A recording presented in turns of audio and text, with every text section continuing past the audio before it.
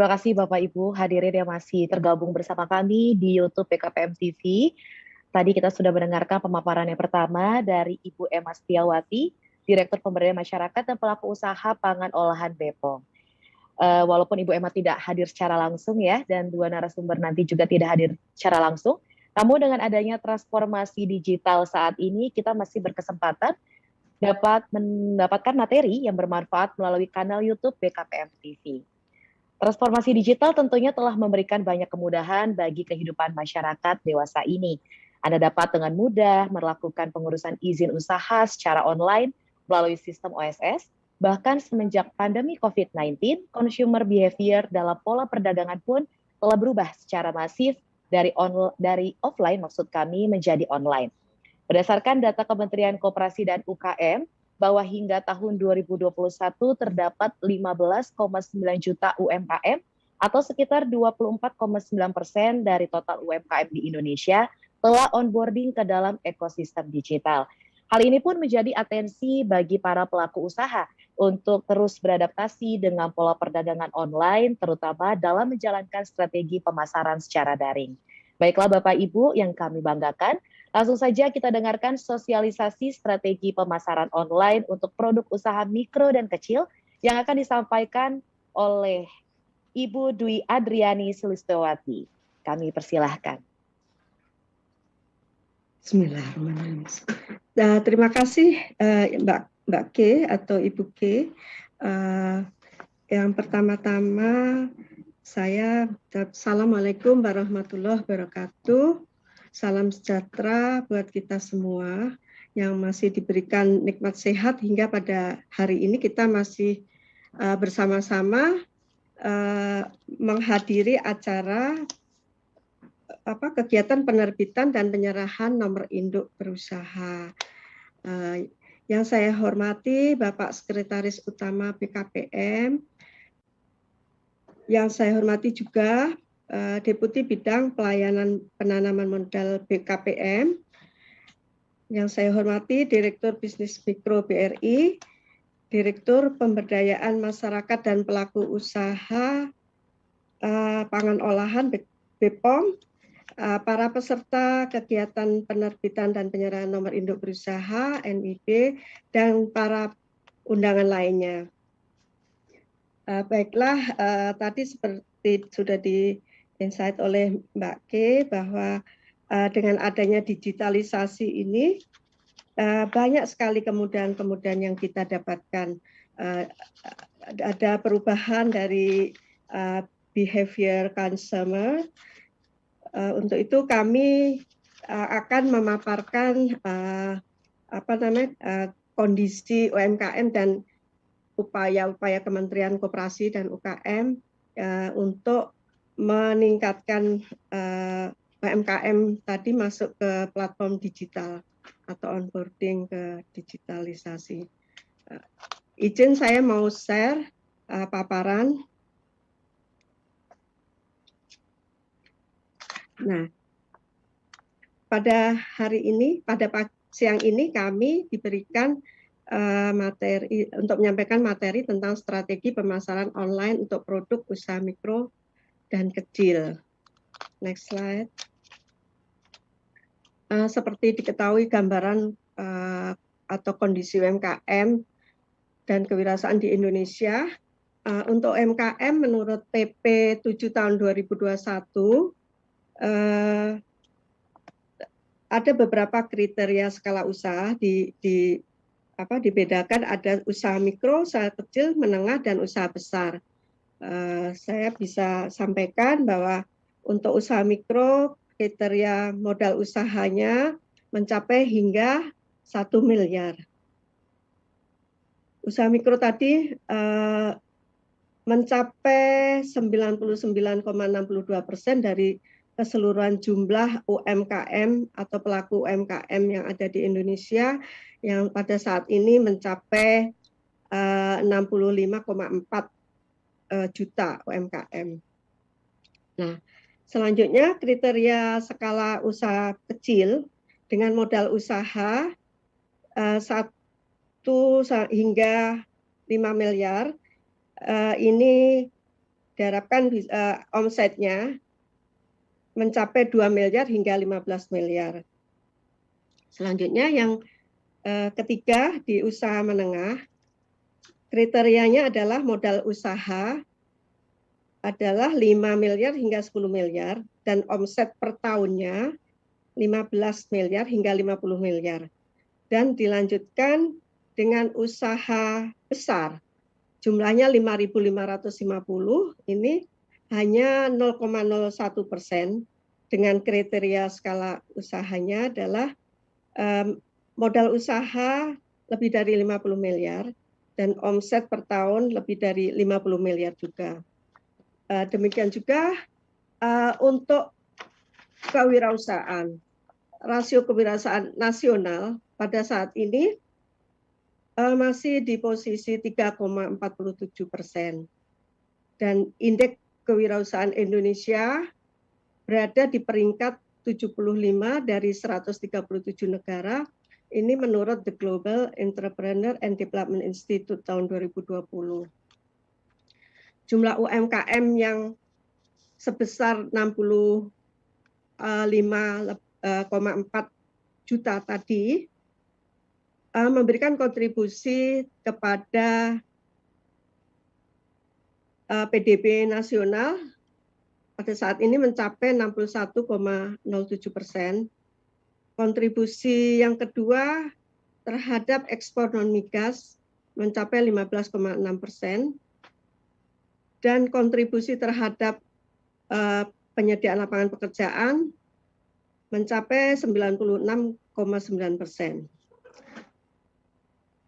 Dan UMKM berkontribusi terhadap investasi nasional mencapai 60%. Sedangkan kontribusi ekonomi digital terhadap PDB nasional baru mencapai 4%. Ini tadi ya lapangan kerja dengan tenaga kerja sama ya, hampir dikuasai oleh UMKM hampir 100% ya, 99,9%. Namun dengan jumlah yang besar itu, UMKM ternyata sangat sulit untuk naik kelas. Ini merupakan tantangan atau isu.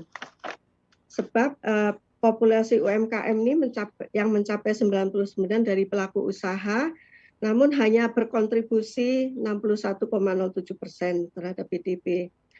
Nah, pada tahun 2024 menurut Outlook Kementerian Koperasi ini harus mencapai 65%. Ini harapan kita semua. Kontribusi UMKM terhadap ekspor hanya mencapai 15,6%, lebih rendah dibanding negara lain. Singapura 41%, Malaysia 18%, Thailand 29%, Jepang 25%, dan Tiongkok 60%. Harapan kita pada tahun 2024 akan mencapai 21,60%. Selanjutnya, porsi kredit perbankan yang diakses oleh UMKM baru mencapai 19,97%. Pada tahun 2024, kita berupaya atau berharap bisa mencapai 30,80%. Selanjutnya, jumlah UMKM yang onboarding ke ekosistem digital baru sekitar 15,9 juta atau 24,9% dari total pelaku UMKM.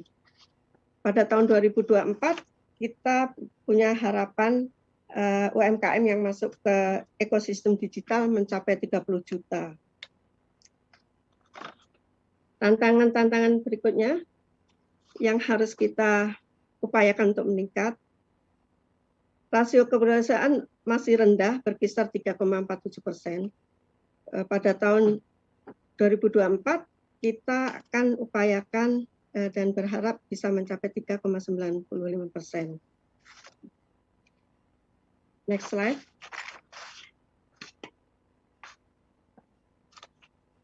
Kondisi terkini UMKM. UMKM tidak menggunakan komputer dalam menjalankan usahanya, ini banyak sekali, sampai 94%. Namun UMKM yang sudah masuk ke digital 21%. Program e-commerce di Indonesia tahun 2020 mencapai 129 juta pengguna e-commerce. Transaksi e-commerce tahun 2020 mencapai 266 triliun.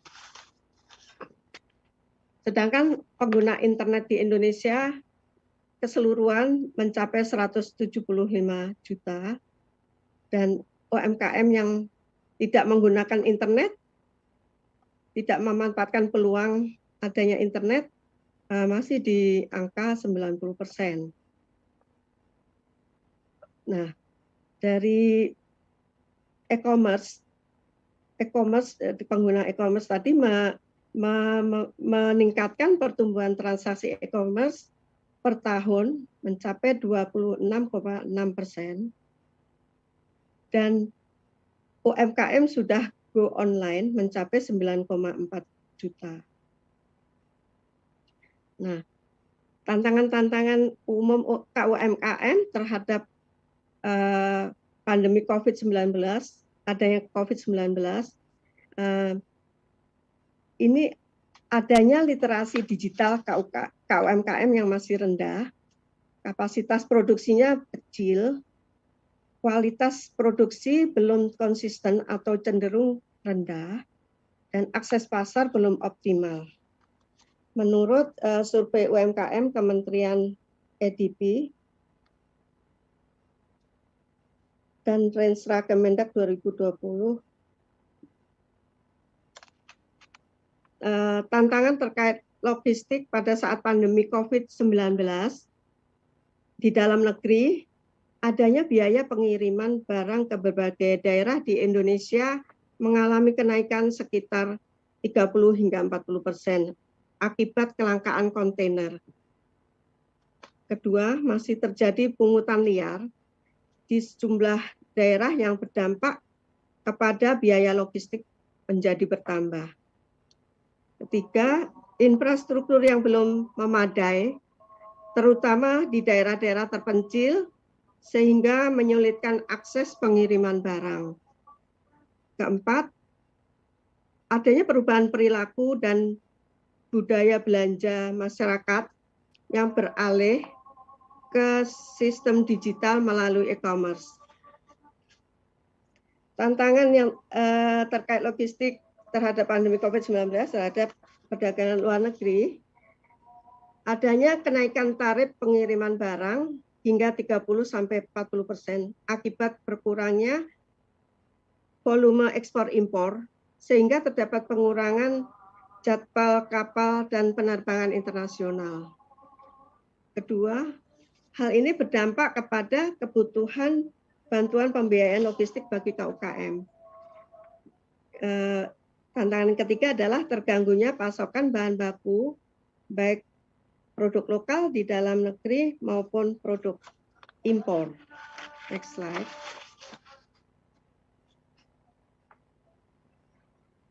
Pada saat pandemi ini, ekonomi digital di Indonesia mempunyai potensi. Ini dilihat dari data yang ada,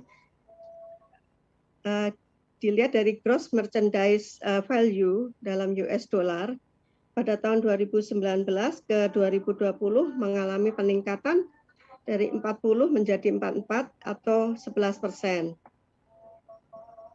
Pada tahun 2025 kita berupaya atau berharap adanya kenaikan menjadi atau mencapai 23% atau 124. Demikian juga peningkatan gross merchandise value dalam triliunan rupiah terlihat dari tahun 2019 ke 2020. Ada grafik atau tabel. Sektor e-commerce perbandingan 2019 mencapai 294 triliun rupiah. Pada tahun 2020 mencapai 448 triliun rupiah. Pada tahun 2025 kita berupaya bisa mencapai 1.162 triliun rupiah. Demikian juga sektor transformasi dan makanan minuman pada tahun 2019 tercapai 84 triliun rupiah.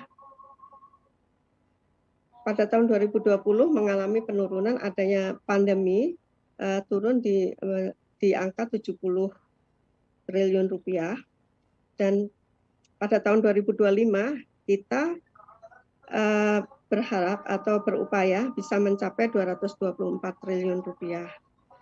Dan selanjutnya ada sektor online travel pada tahun 2019 mencapai nilai 140 triliun rupiah. Pada tahun 2020 mengalami penurunan di angka 42 triliun rupiah. Sama dengan sebelumnya, pada tahun 2025 kita berupaya berharap bisa mencapai gross merchandise value sebesar 210 triliun rupiah. Nah, perubahan perilaku konsumen Indonesia, adanya pandemi COVID-19, mereka banyak beraktivitas di rumah, belanjanya secara online, mereka mengkonsumsi produk kesehatan untuk daya tahan tubuhnya, sehingga berdampak dalam transaksi e-commerce. Penjualan di e-commerce mencapai 36 triliun. Ada kenaikan 26% dari rata-rata bulanan di kuartal kedua 2019. Transaksi harian juga demikian meningkat menjadi 4,8 juta, naik dari rata-rata kuartal kedua 2019 yang 3,1 juta. Setelah adanya pandemi COVID, adanya konsumen baru mencapai 51%. Mereka memanfaatkan atau pertama kali melakukan belanja online pada saat PSBB. Dan tercatat pada saat PSBB atau adanya COVID-19, permintaan menjadi melonjak hingga mencapai 5-10 kali peningkatan volume permintaan selama pandemi.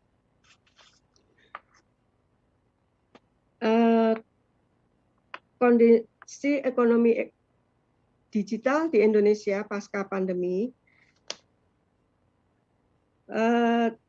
dari catatan atau data atau riset pengguna jasa, terdapat 37% pengguna jasa internet baru. Adanya 93% konsumen akan tetap memilih memanfaatkan digital setelah adanya pandemi. Dan penggunaan online rata-rata mencapai 4,3 hingga 4,7 jam per hari.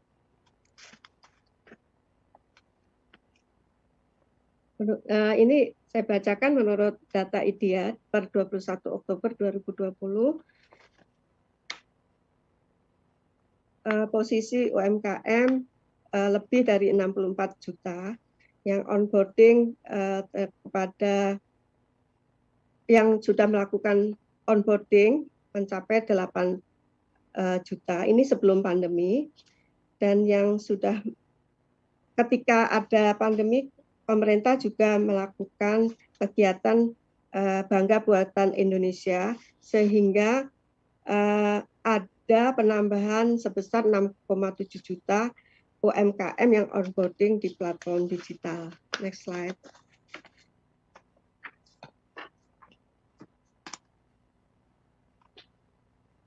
Dari fakta yang kami sebutkan sebelumnya, paparan sebelumnya, arah kebijakan pemberdayaan koperasi dan UMKM ini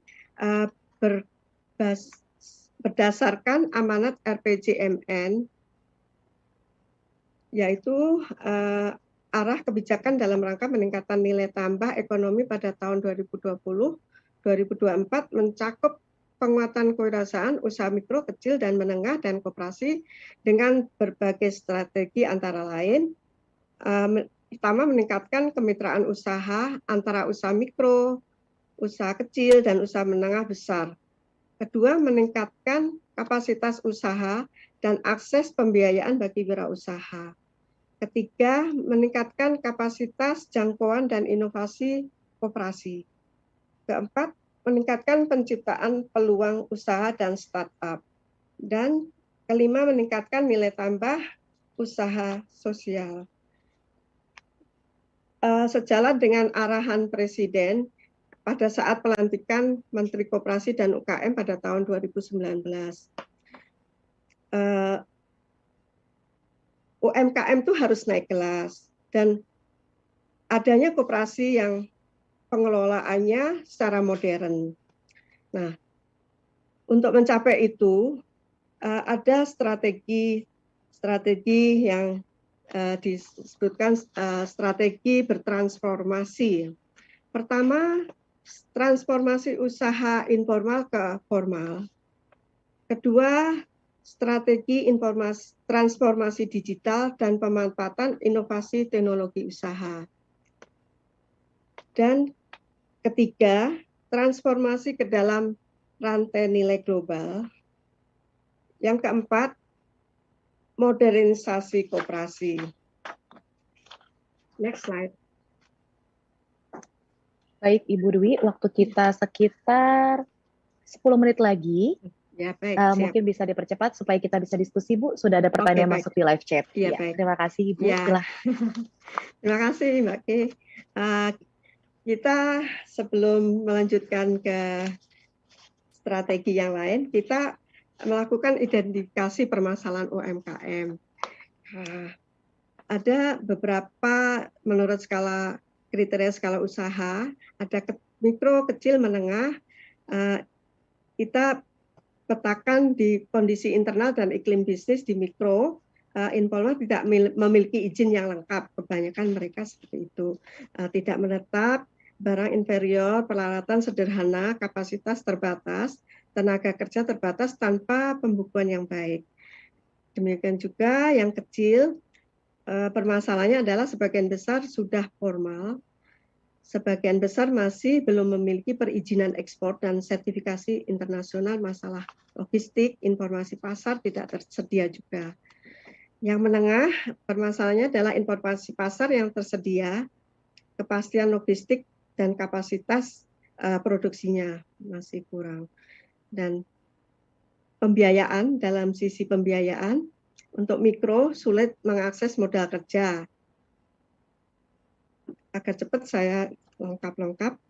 Dan untuk usaha kecil, permasalahan dalam pembiayaan adalah subsidi bunga, akses investasi, minimnya informasi crowdfunding, people to people, dan pembiayaan lainnya. Dan untuk menengah, sulit mengakses pembiayaan yang murah, dukungan pembiayaan ekspor belum optimal. Nah, permasalahan UMKM di pasar untuk skala mikro, informasi pasar sangat terbatas, lingkup wilayah terbatas, akses pasar terbatas melalui media sosial, dan logistik untuk sosial media, perlunya agregator. Usaha kecil, pemasaran melalui e-commerce, informasi pasar internasional terbatas, membutuhkan agregator ekspor, biaya logistik yang besar, posisi tawar rendah, monopsoni dan monopoli hulu dan hilir, konsinyasi lama. Untuk menengah, informasi pasar internasional terbatas, perlu trading house, monopoli pasar oleh usaha besar. Next slide. Tadi sudah disebutkan sebelumnya, sudah di insight, kita untuk meningkatkan UMKM yang onboarding digital pada tahun 2024, dan kita harus melewati tantangan literasi digital UMKM, kapasitas produksi, kualitas produksi, akses pasar, sehingga ada beberapa program yang dilaksanakan oleh Kementerian Koperasi dan Usaha Kecil. Mikro, pelatihan literasi digital dan onboarding melalui media sosial. UKM, pelatihan pembukuan digital, digital branding, memahami tren global.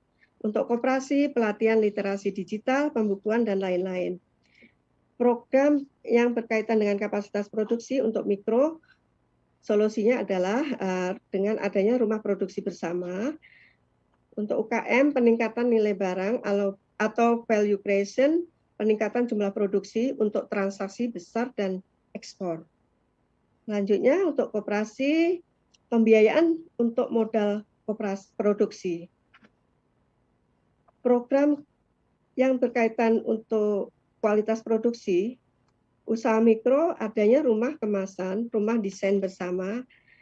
Untuk koperasi dan UKM, peningkatan kualitas, standarisasi, sertifikasi halal hingga ISO taraf internasional. Program-program untuk meningkatkan akses pasar usaha mikro, adanya penyerapan oleh pemerintah daerah, penyerapan belanja pemerintah daerah, optimasi mikro, influencer, onboard media sosial.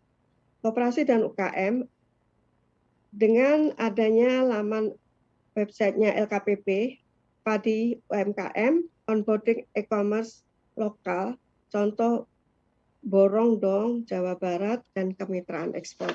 Next slide.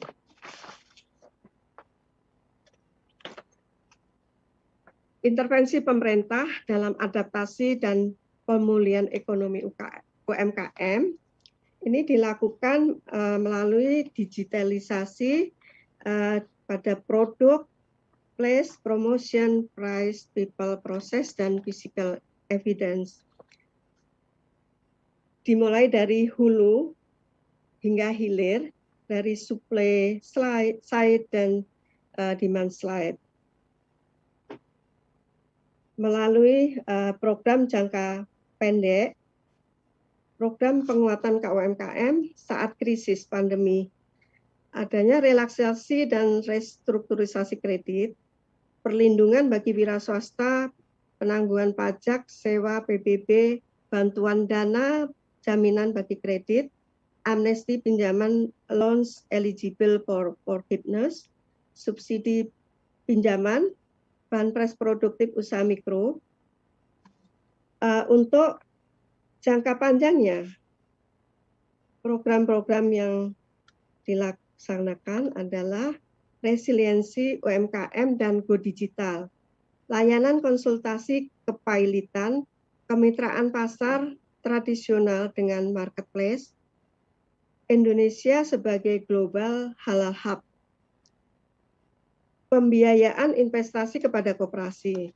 Tentunya kita sebelum dari hulu menuju hilir kita lakukan dengan kegiatan-kegiatan pelatihan atau program peningkatan kapasitas dan daya saing UMKM melalui edukaukm.id, seri podcast 60 detik, seri webinar, Spark Campus, seri video, KKASO UMKM, pendampingan, geber UMKM, dan inkubator wirausaha, inkubator usaha, sehingga akan tercapai program untuk penyerapan produk KUKM melalui pasar digital, laman UKM dan bela pengadaan, melalui onboarding UMKM pada gerakan BBI, katalog digital atau e-brosur, dan tentunya ada alokasi 30% area publik untuk promosi produk UMKM. Dan ditambah dengan program untuk meningkatkan daya beli masyarakat, yaitu perlindungan sosial terhadap program Keluarga Harapan kartu sembako, kartu prakerja, subsidi listrik, bansos sembako, di Jabodetabek, bansos tunai, BLT desa. Next slide.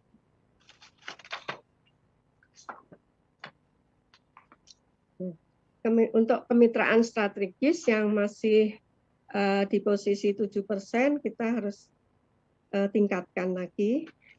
Yang sudah kita lakukan adalah kemitraan rantai pasok BUMN dengan PT Raja Wali Nusantara Indonesia, PT Krakatau Steel, Kimia Farma, PT Perusahaan Listrik Negara, PT Pertamina, Perum Kehutanan Negara Indonesia, dan kemitraan-kemitraan strategis untuk perluasan pemasaran.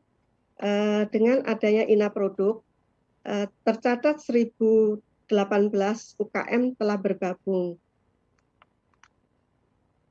Dengan IKEA, 16 UKM fashion, makanan, dan personal care. Dengan Uniqlo, 8 UKM handicraft dan fashion. Sedangkan kemitraan untuk peningkatan kompetensi UKM, kita lakukan kerjasama dengan sekolah ekspor, dengan Prastia Mulia atau manajemen bisnis UKM, dengan Universitas Pajajaran terkait dengan UKM peternakan, dengan Institut Pertanian Bogor, UKM pertanian dan perikanan. Dengan adanya kegiatan yang kita lakukan secara daring dan luring, maka tercatat 11.879 orang sudah terfasilitasi mengikuti pelatihan. Next slide. Selain upaya-upaya yang kami sebutkan sebelumnya, adanya penyediaan sistem katalog atau promosi digital untuk UMKM ekspor. Sistem katalog promosi digital adalah sebuah platform informasi ekspor yang bertujuan untuk membantu mempertemukan antara permintaan dan penawaran. Platform ini akan menyediakan ruang informasi produk pelaku UKM di Indonesia yang siap ekspor, serta memuat informasi bagi para pelaku UKM dalam memperluas pasar ekspor yang terdiri dari informasi pembiayaan, pelatihan, sertifikasi, dan link persyaratan negara tujuan ekspor. Next slide. Portal UKM nasional atau semesta.id bisa diakses melalui http://semesta.kemenkopukm.go.id. Pada tanggal 25 November 2021, Kementerian Koperasi dan UKM meluncurkan laman UKM nasional bernama Small and Medium Enterprises Station atau Semesta. Laman ini menghimpun berbagai informasi terkait UKM dalam satu portal yang bisa diakses di laman semesta.id. Laman ini merupakan hasil kerjasama antara Kedutaan Besar Jerman melalui ASEAN SMEs GIZ dan Kamar Dagang dan Industri Indonesia, dan laman ini juga mendukung verifikasi dan validasi informasi UKM ekspor dan mitra UKM pendukung ekspor, sehingga memudahkan UKM dalam negeri untuk mencari peluang pasar ekspor. Next slide.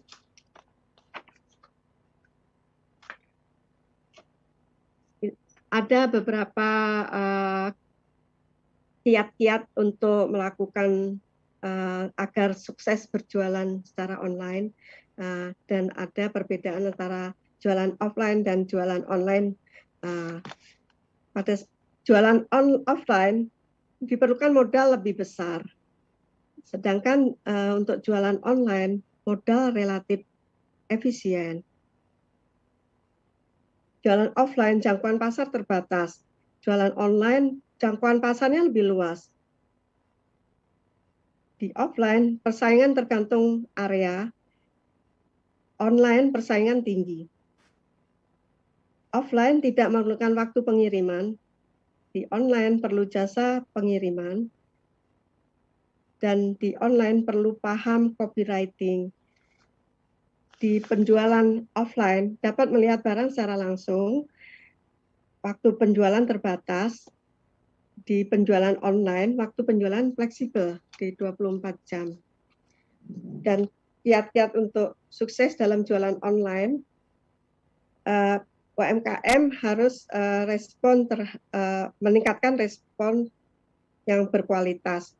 Artinya responsif dan ramah, pengirimannya cepat, dengan ongkos kirim yang murah, kualitas produknya baik sesuai deskripsi, mereka juga harus jujur, pengiriman barang dijamin rapi dan aman. Layanan purna jual, tanggap terhadap pertanyaan dan komplain. Database pembeli atau pelanggan dikumpulkan dan digunakan lagi. Next slide. Kerjasama Kemenkop UKM dan stakeholder. Pertama dengan BUMN, pada tanggal 3 September 2021 telah ditandatangani nota kesepahaman antara Kementerian Koperasi dan UKM dengan Kementerian Perindustrian dan Kementerian BUMN tentang kemitraan koperasi UMKM dalam rantai pasok BUMN. BUMN piloting yaitu PT Pertamina, PT PLN, Kimia Farma, Krakatau Steel, Perum Perhutani, dan PT RNI. Nota kesepahaman yang berikutnya adalah dengan Kementerian Agama, Kementerian Perdagangan, dan Kementerian Koperasi UKM dan Kadin tentang optimalisasi peran UKM dalam memenuhi kebutuhan jemaah haji dan umroh. Dalam rangka memperingati 76 tahun Hari Kemerdekaan Indonesia, Kementerian Koperasi dan UKM menyelenggarakan gerakan UMKM Merdeka, yaitu mempromosikan dan mengirimkan banyak 760 produk UMKM Merdeka dari 34 provinsi ke pasar luar negeri melalui KBRI dan KJRI. Selanjutnya, kerjasama dengan Uniqlo mengenai MOU pengembangan dan pembinaan kegiatan promosi usaha kecil dan menengah. Dan ada negara-negara yang berkolaborasi pada tanggal 28 September 2021. Selanjutnya adanya MOU dengan Teras Indonesia mengenai pengembangan promosi dan perluasan pasar usaha kecil dan menengah melalui Teras Indonesia atau jaringan retail IKEA pada tanggal 30 September 2021. Selanjutnya kerjasama Kemenkop dengan SIPO menghubungkan antara perusahaan dengan pembeli melalui keikutsertaan pameran dagang, acara temu dagang, studi banding, dan memadukan beranda tersebut melalui program SIPO. Next slide. Dan program-program perluasan pasar UKM seperti sebelumnya saya sebutkan melalui sistem informasi di Semesta atau websitenya katalog digital dengan jumlah UKM yang sudah tergabung dalam Semesta sebanyak 1.521 UKM. Penyedia jasa layanan sebanyak 55 KL dan 8 mitra pendukung UMKM. Selanjutnya, perluasan akses pasar dengan adanya live shopping dengan total 343 UKM onboarding melalui Shopee, Tokopedia, dan Blibli dengan nilai transaksi mencapai 538 juta rupiah. Dan kegiatan pameran produk. Adanya 12 pameran dalam negeri yang mengikut sertakan 224 UKM dengan nilai transaksi mencapai 2,9 miliar. Dan 4 pameran luar negeri mengikut sertakan 26 UKM dengan nilai transaksi mencapai 128 miliar. Dan adanya pengembangan ekosistem UKM ekspor, melakukan fasilitasi pengiriman sampel produk 7 UKM Provinsi Bali ke Amerika Serikat melalui program UKM Merdeka dengan negara tujuan selanjutnya adalah Australia setelah Amerika. Dan adanya Bangga Buatan Indonesia, onboarding UMKM digital selama Gerakan Nasional BBI sebanyak 8.434.190 UMKM yang sudah tergabung dalam platform digital, sehingga total UMKM onboarding mencapai 18,4 juta UMKM menurut laporan IDIA pada Oktober 2021. Dan tentunya Kementerian Koperasi juga membentuk Satgas Percepatan Pengembangan UKM Ekspor dengan tujuan memperkuat koordinasi dalam rangka percepatan pengembangan ekspor UKM dengan melibatkan kementerian dan lembaga. Next slide. Terima kasih, Mbak K. Itu pengantar diskusi dari kami. Ya, terima kasih Ibu Dwi. Pemaparan yang cukup menarik ya, karena menambah wawasan kita terkait pemasaran online. Terutama Bu, saya mau meng-highlight sedikit bahwa rasio kewirausahaan nasional kita pun masih di angka 3,47% ya Bu. Iya, betul. Tapi di sisi lainnya Bu, penjualan di e-commerce mencapai 36 triliun. Mungkin bisa kita konklusikan bahwa orang-orang Indonesia merupakan orang-orang yang konsumtif ya Bu ya. Orang-orang yang cukup konsumtif. Padahal kewirausahaan itu sudah terbuka lebar, terutama di bidang online, bisa melalui Shopee, bisa melalui Tokopedia, dan e-commerce lainnya. Nah, menurut dari Kementerian Koperasi sendiri nih Bu, kira-kira meningkatkan kewirausahaan itu bagaimana Bu? Mungkin ada teman-teman yang ingin coba jualan di Shopee atau di e-commerce yang lain, tapi mereka tidak pede dengan barang yang akan dipasarkan. Mungkin mereka merasa akan tidak laku nih, kita baru pemain baru, kita coba e-commerce itu bagaimana, dan terutama untuk pelaku UKM yang memang masih melakukan pemasaran konvensional Bu. Saya sebut aja yang range usianya di atas 40 tahun Bu. Ini pasti kan mengalami kesulitan ya Bu. Ibu saya aja buka Shopee aja suka bingung, jadi saya suka bantuin. Begitu Bu, mungkin dari Kementerian Koperasi UKM punya strategi khusus untuk, saya nggak mau agak rasis ya Bu, cuman ini terkait usia untuk pelaku-pelaku UKM yang memang usianya di atas 40 tahun ke atas dan kurang berani untuk move on dari konvensional ke e-commerce. Bagaimana Ibu? Silahkan. Ya, terima kasih Mbak T. Tentunya banyak yang kita lakukan ya Mbak ya. Kita banyak sekali pelatihan-pelatihan yang kami laksanakan yang terkait dengan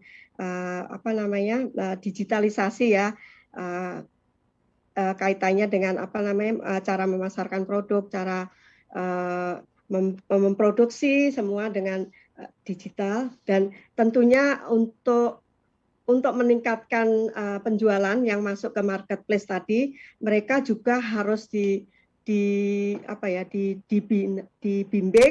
harus memenuhi kriteria seperti adanya perizinannya ya, supaya semuanya harus bisa diterima oleh masyarakat ya. Kita sebelum masuk ke marketplace atau penjualan secara online, kita harus membenahi atau memperbaiki produk-produk kita ya. Kita Kementerian Koperasi juga melaksanakan atau melatih UMKM tadi supaya produknya itu berkualitas dan berdaya saing. Tentunya pertama harus dilihat dulu adanya perizinan, ada sertifikasi, semuanya harus go standar ya Bu ya, go standar itu dipenuhi, kaitannya dengan halal, dengan ISO ya, kalau itu untuk UKM yang tingkatnya lebih tinggi lagi. Dan setelah itu digitalisasi terkait dengan pemasaran produk yang melalui online. Dan setelah semua dipenuhi, saya pastikan bahwa penjualannya pasti akan meningkat ya. Penjualan akan meningkat, dan syukur-syukur kalau sudah diterima di pasar dalam negeri, peningkatan untuk luar negeri atau di pasar ekspornya tentunya akan meningkat juga. Itu yang disebut UMKM naik kelas, dan arahan Bapak Presiden ketika melantik Bapak Menteri bisa tercapai. Itu Mbak. Baik. Ya, baik Ibu Dwi atas penjelasannya. Kami juga berharap dari Kementerian Investasi BKPM, banyak UKM-UKM yang akhirnya akan naik kelas, dan penerbitan NIB untuk kategori UMK naik kelas juga akan bertambah, Bu. Jadi kita Iya, sama-sama bersinergi ya, Bu ya, iya, iya. antara Kementerian Koperasi dan juga Kementerian Investasi. Baik Ibu Dwi, kita sudah di penghujung acara. Terima kasih banyak Ibu Dwi atas pemaparan yang sangat bermanfaat untuk para pendengar yang ada di YouTube BKPM TV. Semoga apa yang Ibu sampaikan bermanfaat untuk para pelaku usaha yang baru mulai, baik juga yang mau move on Ibu ke online juga supaya tetap semangat untuk meningkatkan produk dari usahanya. Baik Ibu Dwi, terima kasih atas perhatiannya dan juga Bapak Ibu tetap bersama kami. Kita akan lanjut untuk diskusi yang ketiga, tetap di YouTube BKPM TV. Terima kasih Mbak Ki.